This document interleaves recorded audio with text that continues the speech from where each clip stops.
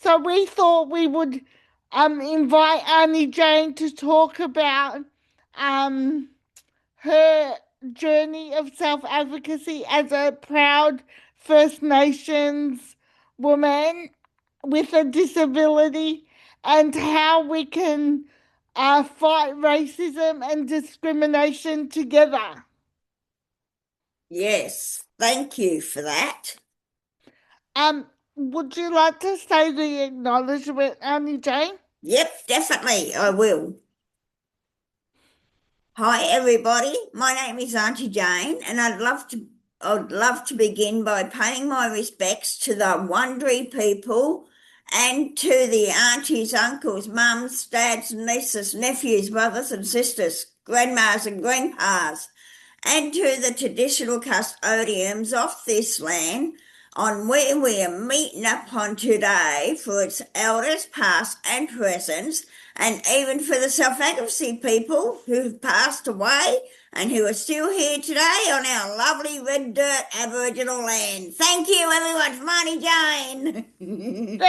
Thank you, Auntie Jane. Um, I would, if that's okay, I would like to do an acknowledgement of self advocates. Yeah, Um, we recognise the self advocates who have worked tirelessly for the right to live in the community and for equality and human rights for all.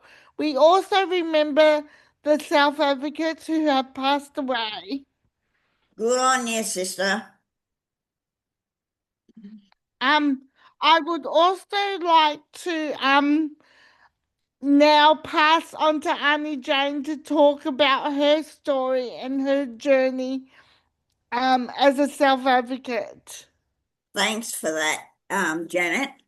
Um, Now, this is my story. Hi everyone. My name's Aunty Jane, and I'm a proud Yorta Yorta woman and an elder. I have been a powerful self-advocacy since 2005 because in 2004 I had my brain surgery, and that's when Dickard knew things were changing. You know what I mean? Yes, and he didn't like it. He didn't. I have been with Reinforce since 2005, standing strong for rights people with intellectual disabilities about closing these institutions, because the closing of institutions started way back in the 1980s when I was still in the institution. But there were a lot older people who was much older than me that were out, and they were fighting for the rights of people living in these institutions to close them, to give these people a chance and a voice to be heard out in the community, just like anybody else who's living in the community. Yes. There have been so many campaigns. I've been into the Royal Commission into Child Abuse, telling my story in 2019, about my sexually abuse and my physical abuse and traumatised on what happened to me, and making sure that we are being believed, and that, which we are today, because way back in those days, you weren't allowed to say a thing. You had to zip your mouth and not lie, you know what I mean?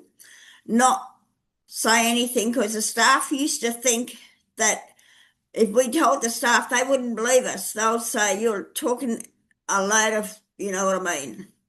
Yes. I have been interviewed by lots of TV, radio stations and newspapers as well, because after I left Dickhead in 2013, the ABC wanted me to talk about my domestic violence and about how I became to where I was after I left Dickhead. Yeah, and that was in 2015, I think. 2 years after I've already left him, which is good. Yeah. And I'm really glad that I did it, because I'm a strong self-advocacy woman. I am, and an auntie, and a First Nations auntie as well. and I love to get other people involved. Yeah, I'd love to get other people involved on if they are going through the same situation what I'm going through, what I went through in domestic violence and that, because there is organisations that are out there that can help people if they going through domestic violence, traumatised, sexually abuse, harassment, name calling, anything like that. So there's organisations that are out there that will help them. They won't put them aside. They will come forward and talk to them. Yes. I'll start again, sorry. A lot, Don't be sorry. We need to be sorry. yeah, I understand, yes. A lot of you have heard and know my story from when I was a child growing up, put away from, because today's the sorry day, it is, about what happened to the ones who were taken off their mothers and families for no reason and just put into institutions and what are those ones called, Sally, that are from Western Australia? They're institutions, but there's a word. I can't think what it's called, but with the Aboriginal people that were put away and that. The stolen generation. Is that Yeah, but where they were living, they weren't institutions. They were Oh, institutions, but they you're on were mute, Sally. You're on mute. They were missions. missions. That's it, Yeah. missions. Yeah. They were put into these missions, and they were treated badly by the nuns, and even the movie of what is it called? Rabbit Proof Fence.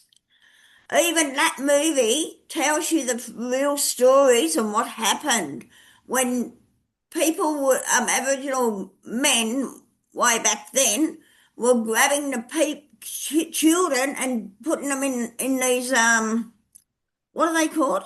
Missions. Missions. Yeah, and their mothers and that were crying and all this, and trying to run after the truck or trying to run after them to grab them back. So that rabbit-proof fence is a true story. It is. Yes. A lot, right. A lot of you have heard and know my story and how I have healed about abuse and domestic violence. I've advertised First People's Disability Network. They were about developing the Know Your Human Rights training back in 2018 because I went and joined them in 2000 and was it 18 or 17, something like that. Yeah. And it was First Disability Network, and it was for people with an intellectual disability and different other types of disabilities. And their office was in Sydney, so I used to fly to Sydney quite a bit because I was on their committee, giving them advice and that, and helping them with ideas on what to improve for the ones with different disabilities and the Indigenous culture. Yes. I am passionate about supporting my peers and stand up for my human rights, which I'm a very strong, powerful, self-advocacy woman and an auntie because of you my are? upbringing. Yeah, because of my upbringing from the institution in those days when the staff used to say, "Shut up, zip your mouth, not to say a thing," and then you know what I mean? Could you imagine them saying that now? You I would tell them where to go. I would. I'd probably tell them the POQ. You Yeah. know what I mean? You've done great work, Aunty Jane. Thanks for that, love. I have been helping Office of the Public, which is an organisation for people who are in CRUs, SRSs, and group homes that they try, and universities as well, with students. They try and help people about the rights to give those people a voice who are living out in these houses and that, in these CRUs and all that. And if they need any problems or issues and that. So with the Office of the Public, that's what that's about. Yeah. And I'm on their committee as well. And it's a strong self-advocacy committee. Yes.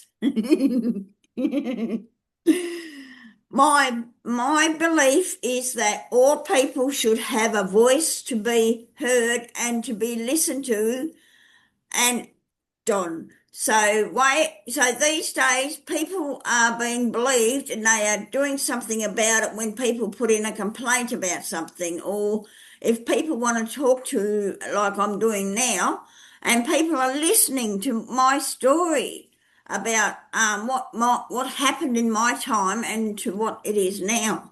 Yes. I am this is another one. I am a founding member of the Deadly First Nations Shout Out Group. The Deadly First Shout Out Group Nations began in 2023. So it was with me and who else, Sally? Sarah.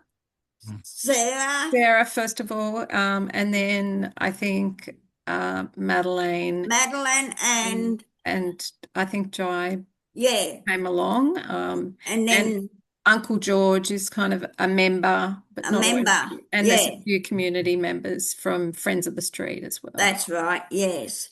So what we talk about is about people with different disabilities, about having a right to be heard and to be treated and to be listened to. No name calling. Racism, that's another one we talk about. We talk about the earth, the trees, the water, the rocks, the leaves, the mountains, the sky, the sun, and bush tucker food as well, and paintings as well with our stories, and the river. Yes, and I love it. I do. Yes. And there's a DVD that's called what us First Nations did was Being Deadly. Being Deadly. Yes, definitely. Yes. There's a screening coming up, which you'll talk about later. I will, yeah. Yes. Aunty Jane, Yes. is it okay if I ask you what's your favourite bush tucker food? I've had kangaroo meat and it's nice. It's like chicken. And I've had crabs. I have, yes. I don't eat my own tribe. I don't, no. But I've had what are they called? They're crabs, or not crabs, but you know when you buy seafood Yabbies. Yabbiting, yeah. Yeah. Yabbiting. Okay, sorry I interrupted That's all you. right. Keep I on don't going. mind. Keep on I going.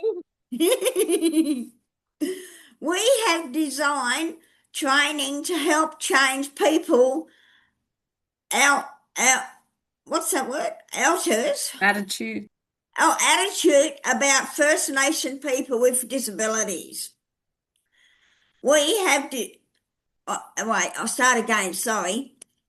Our training is called the 7 Deadly Tips to create a better life for people with a disability in the Aboriginal culture. And the 7 Deadly Tips are, do you want me to leave that? Yeah, all right.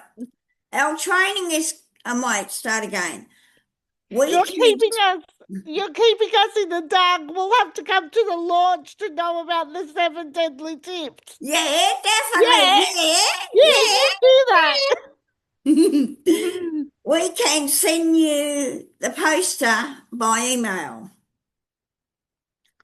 The Deadlies Ren training include Australia in February 2026 to over 30 staff, which was good, because the reason why we done that training for the staff, so they can learn more about the Aboriginal culture and about the stolen generation as well, and about what to do now, not to what was done in the past, and to change their attitudes, but to have more patience for people with a disability and different disabilities in the Aboriginal culture. Yes, and to teach them all that. Yes. The deadlies won't hesitate. Is it hesitate, Sally? And change the way prisons, that's the other thing.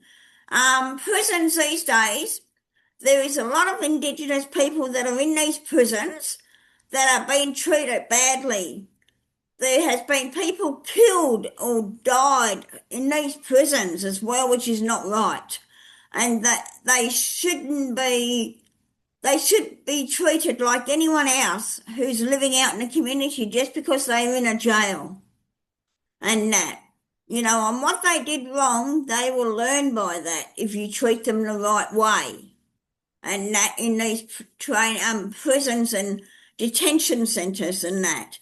And they need to do something during the day on whatever their favourite thing is, if they're allowed to. That's the problem. Because it's like a mini institution. And that's why, yes. The Deadlies have podcasts with lots of videos on it. So if you ever want to watch our videos and podcasts with our Deadly Self-Advocacy group, you can Google the Deadly Self-Advocacy group and you'll be able to see the podcasts of what we've done and talked about for the country and the outside and that. Yes. Now, the next page is about the issues affect our lives. The Deadlies are making lots of great resources. And then when we've made a resource, we advertise it or we let people know about it. We do. So they can go and watch it or come to a forum or a conference about it as well. Because we got a trophy we did last year. And it was about getting together. Oh, was it this year or last year, Sally? It was last year. It was for being deadly. Yeah, it was for being deadly with our self-advocacy group And about all the things what we've done and about the talks and about the right speech and about standing up for yourself, having a voice to be heard, not to be denied, to be accepted in the community, and talk about bush tucker and all this as well. Yes, and about Aboriginal things with the paintings and the rocks and that. Yes. The Deadlies are running a national online yarn on July the 1st. So that is, if any Indigenous people want to come and yarn to us about what they do, and we can tell them what we do. And if they want to learn as well and get us to come out to their area to do a talk or to, give them an example on what we do, talk about what First Nations Disability Group do. Yeah. We like a lot of people to come along and hear what we have to say about First Nations people with a disability. We are working on a launch on new websites soon. So have we done the website or not yet? the website's there, the shell of it, and they're just Shall of it? sorry, the website's there. Yeah. And they're just putting all the information. We had a meeting Oh, recently. yes. Yeah. So we'll let people know when it's live, or the deadlies. Yeah, will we'll let people know about it. We will. Yes. If you would like to ask more information about the Deadlies, there is a website called the Deadlies, the Mob, and at thedeadlies.org.au. Finally, I would like to say that self-advocacy is the way to live, breathe, and walk with others. It is so important to me. It's my life, and I am as free as a bird, and I am staying that way for the rest of my life. Thank you, everyone.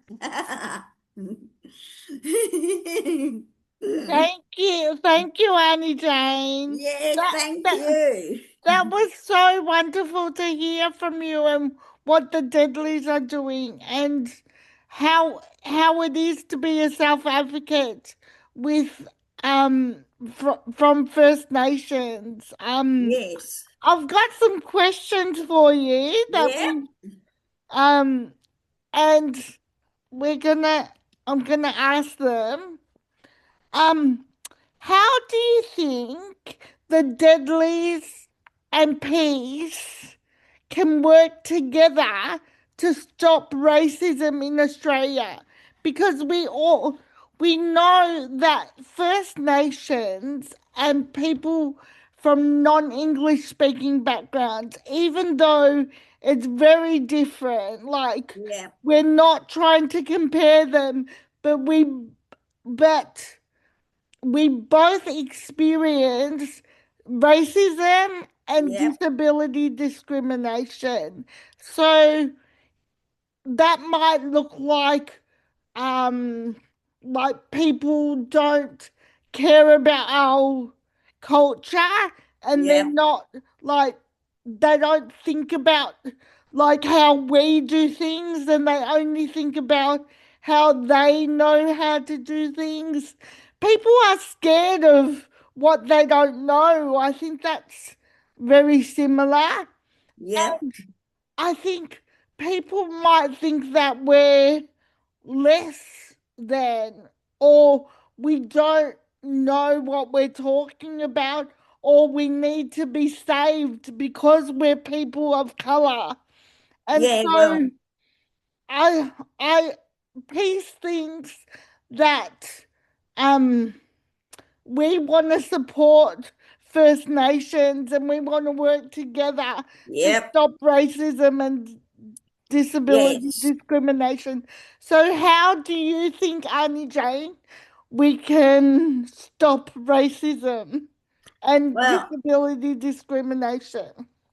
Well, I reckon it'd be a good idea for you to join with us because then we can all get in one big group and have a voice to be heard and have, what are they called?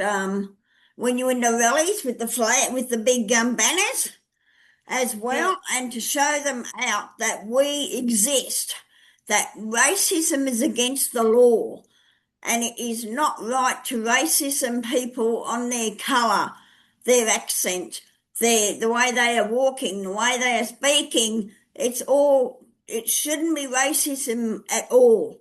It should be just accepted on who you are out in the community, on what you do, and giving those people a voice to be heard and to stand up for your rights and all that, and to, yeah, to be counted for. yeah. Yes, It shouldn't matter what color skin you're coming from or what country you're coming from. that's right. Because people from non-English speaking backgrounds acknowledge that we're not um that we are like refugees or people that have come to Australia to make this our home. And you could speak for this, Auntie Jane. I think First Nation, what do people of First Nations think about people that have come over from other countries? Um, well, I can't speak for anyone else. Yeah, what do you think? Well, I think it is a good idea, but as long as they try not to take over Australia when us Aboriginal people were the first ones here. And as long as they are kind, general, helping people and accepting people on who you are and to give that voice to be heard as well. Yes. Okay, next question. Oh, What yeah. um I've got one more question. Yep. What problems do you think people from First Nations and non-English speaking backgrounds have in common? And I've got a list here that we Yep. work together if you're stuck, because Yep. we worked on it together. We did, yes. Well, one of them is calling nickname, which you don't call them now, but we still hear it out there. We do. And it's about, and even racism, which is against the law, I reckon, because it's not right calling, like from when I'll tell you a little story. From when I was in the orphanage in Ballarat, and that the nuns, because I was a problem child with my disability, and I had epileptic fits and I used to go real brown. The nuns used to call me monkey, which I didn't like, which I didn't know then. But they used to call me monkey because I was a problem child and because I was Aboriginal. And it was not right way back in those 60s. But I was only a little girl then and I didn't know. Yeah. But that was again. That was, like way back then. You couldn't stand up for your rights. You couldn't have a voice to be heard in that. Which Mm, these days, if anyone calls you monkey, that's racism. That's against the law, and mm, that. Yes. mm. Um, there's a few other things that we discussed. Yep. I think we both have people putting us down. Um, uh, uh, uh, we get used and people talk behind our backs. We're both being victims of being slaves. Yes. Um, and um, we both think that um we shouldn't look at the color or the disability, but the person themselves. That's correct. That is right on the knocker. Yes. Because these days you should be looking at the person, if they are talking to you, focus what they are talking about. Don't worry about who they are and what they are. If they want to talk to you about something, let them talk to you, but look at them. Don't look away. If you look away, you know that they're not interested in talking to you Mm, and that. And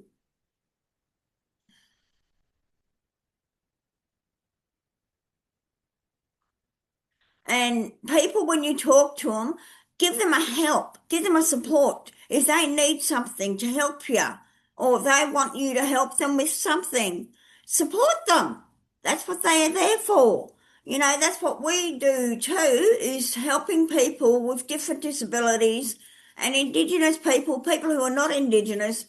And if they want that support if they want that support there, we can give it to them. And we can give them the skills to be a stronger self-advocacy person, not mm, to be denied, to be accepted in the community on who you are. yeah. Thank you, Aunty Jane. And I'm just going to read what Sarah wrote in the chat to Yep, everyone, and then I'll open it up for questions. yep. Thank you, Sarah. I'll just read it out now. Is that okay? Sarah? Is that okay? I assume so. She's on mute.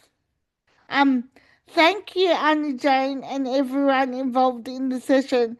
I really appreciated how honest and open you were in sharing your experiences. I saw this event on Reconciliation Australia events page, and am glad I joined, as it has clearly has been a really positive and impactful conversation. I've taken away lots of insights that will stay with me, and I'll share back with my mob. I'm Deadly. really keen to learn about the deadlies, and we'll check out the website and YouTube now. Hope to see you Woohoo! at another event soon.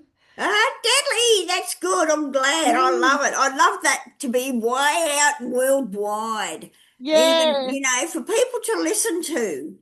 yeah, Yes. definitely, definitely. Yeah, Yes. and we've got an invite in the chat. Deadly. Um, I would like to open it up for questions now for me or Aunty Jane about what we do.